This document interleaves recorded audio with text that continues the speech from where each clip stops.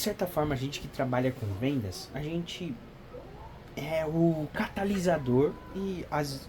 Não, não é às vezes não. A gente é o catalisador dos negócios. Porque toda empresa precisa vender.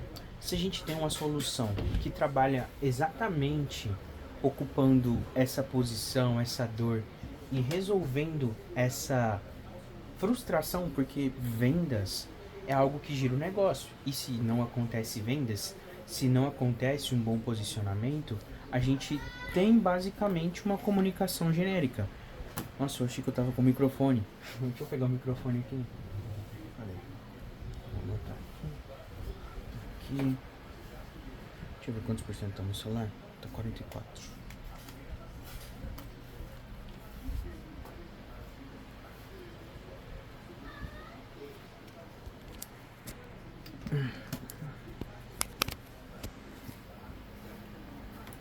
E se a gente trabalha com venda, fazendo com que, de certa forma, os negócios sejam oxigenados, a gente tem uma narrativa realmente para pegar e mostrar. Porque caro e barato é percepção. Aprendi isso com o Everton. E se é percepção, como que eu demonstro esse valor percebido? Aí entra a questão realmente da nossa postura, da nossa fala, da nossa segurança, da gente... Uma outra coisa que eu também aprendi com o Joel J, da gente ser a primeira pessoa a acreditar naquilo que a gente faz. Porque muito mais importante também da nossa venda, isso aí eu aprendi com o Caio, que a gente tem que ser o primeiro comprador da nossa solução. E eu acredito muito que o tráfego pago, que o posicionamento estratégico, que a comunicação, que tudo isso em conjunto gera uma transformação real na vida das empresas. Seja por meio dos anúncios, seja por meio de realmente haver um posicionamento bem definido, a gente consegue atacar no cerne da dor. Porque às vezes as empresas já têm um conteúdo muito bom, as empresas normalmente já são muito boas, só que o que falta às vezes é realmente conseguir transmitir com clareza aquilo que elas fazem, a transformação que elas conseguem gerar na vida das pessoas. Então, se a gente consegue atacar nesse problema que é quase o princípio de Pareto, 80-20, se a gente, porque venda, eu acredito que é conexão, mas se a gente não se identifica, se a gente não consegue entender o que a outra pessoa procura, ou como conversar com aquela pessoa, aí entra a questão também da gente ter o nosso ICP, de definir o nosso perfil de cliente ideal.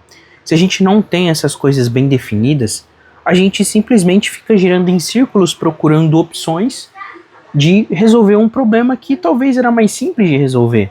Então, a minha percepção que eu tenho sobre aquilo que eu faço, de trabalhar exatamente no posicionamento das empresas, de trabalhar na parte dos anúncios, porque para mim anúncio muito mais também do que gerar vendas ou gerar mensagens, ele gera lembrança de marca, ele gera o efeito de mera exposição, é inegável, mesmo que seja às vezes um conteúdo que fica martelando na mente das pessoas, ele ainda gera o efeito de exposição.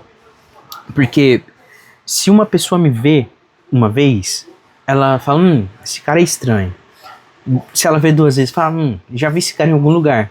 3, nossa, eu acho que eu conheço esse cara, vou parar um pouquinho para ouvir ele. E conforme mais a gente é exposto, mais a gente se conecta com a pessoa do outro lado. E aí me faz pensar também na questão do... Não é do Messi... É o Messi Middle, que é o funil confuso. Que a pessoa vai no Instagram, vai no Google, vai no TikTok, vai no YouTube, vai no LinkedIn, vai no Google Maps. Ela procura em diversos pontos validar que você realmente é uma pessoa confiável. E o anúncio, ele acaba trabalhando de uma forma que reimpacta a pessoa em diferentes estágios, em diferentes instâncias, não só da comunicação, mas principalmente da busca. Porque hoje existem milhões de empresas anunciando no leilão. E sim, vai ficar cada vez mais caro anunciar.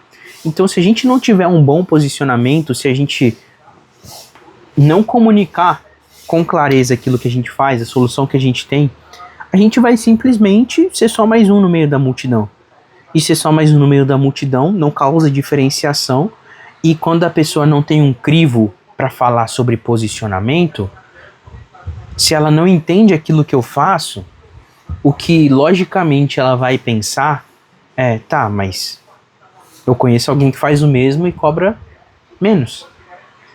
Não que isso seja algo ruim, mas o posicionamento, eu acredito que ele consegue impactar exatamente nesse ponto. Porque quando eu me posiciono, quando eu me torno a pessoa que tem a coragem de colocar isso para fora, isso que eu faço, e eu falo aqui não só do Vitor como gestor, mas também olhando para o empresário. Se o empresário ele tem a coragem de dizer aquilo que ele faz, aí entra aquele outro fenômeno biológico do Zahavi, do handicap, que aquilo é um sinal custoso para a pessoa. Ela está aparecendo, ela está tendo a opção de ser rejeitada. E por ser algo bom, aquilo tende a aparecer bom porque a pessoa está mostrando. Que é o que eu estou fazendo aqui agora. O princípio do handicap, de estar gravando um vídeo, olhando para a câmera, falando aquilo que eu penso, falando aquilo que eu acredito sobre comunicação, sobre percepção, sobre anúncios, sobre posicionamento e sobre levantar uma bandeira, ter uma marca, algo que realmente ocupe um espaço mental dentro da cabeça das pessoas. Porque marca é isso, é um espaço que seja seu. Então eu penso que quando a gente determina essas coisas, o preço ele fica pequeno, porque olha o tanto de outras coisas que a gente acabou construindo antes. Então, hoje eu vejo que R$3.000 não é caro, quando eu consigo condensar toda essa narrativa em uma história, e eu não tô guiando a pessoa pelo preço, eu tô mostrando para ela a forma com que eu penso, a forma como a regência trabalha e a forma como que eu vou ajudar ela a chegar no objetivo. Porque muito mais também do que uma parceria, é um lugar onde eu tô ali pela pessoa, eu quero que ela dê certo, eu quero que ela venda, eu quero que ela cresça, eu quero que ela alcance os objetivos que ela tem.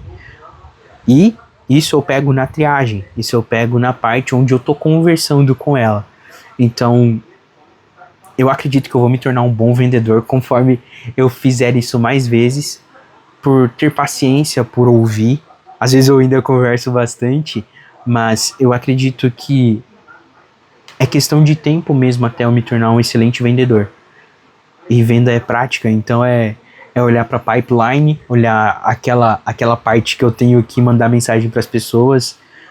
E por isso que também é importante a gente definir bem o nosso perfil de cliente ideal, porque fica mais simples da gente se comunicar com aquele perfil que a gente quer atrair e meio que se torna mais do mesmo, porque se serão pessoas do mesmo nicho, ou da mesma área de atuação, ou do mesmo setor, ou do mesmo tamanho de empresa, ou de uma mesma cidade, ou do mesmo segmento, fica mais simples a comunicação.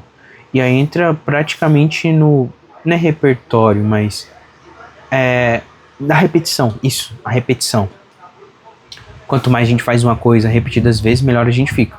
Então, é isso que eu acredito, eu falei aqui por quase 10 minutos, e agora é condensar isso para se tornar de fato uma narrativa, porque eu acredito que eu tenho esse arco narrativo bem estruturado na minha cabeça, só que confiar na cabeça é uma coisa que eu não quero fazer mais. Eu quero ter estruturado, porque processo bom é processo mapeado. Legal nisso. Vou agora escrever, depois inclusive eu acredito que dá para fazer conto depois. Mas eu acredito que dá para fazer um bom post de blog relacionado a esse conteúdo. Não só de posicionamento, mas principalmente de comunicação. E eu falo pra caramba, mas eu acredito que isso é uma vantagem. Tô clarificando as ideias que estão aqui dentro da cabeça com uma segunda mente, que no caso é o meu Cloud Code, e aí transcreveu tudo que eu falei, e agora eu vou simplesmente definir uma linha lógica para seguir toda vez que eu for fazer uma triagem, toda vez que eu for fazer uma prospecção, toda vez que eu for fazer uma reunião, porque venda é processo. Então, se eu processualizo isso, eu sei onde melhorar, eu sei onde eu posso atacar para simplesmente fazer melhor das outras vezes. E é isso. Vendas é método. Tô aprendendo isso com o Flavião e agora é aplicar cada vez mais e mais. Tamo junto.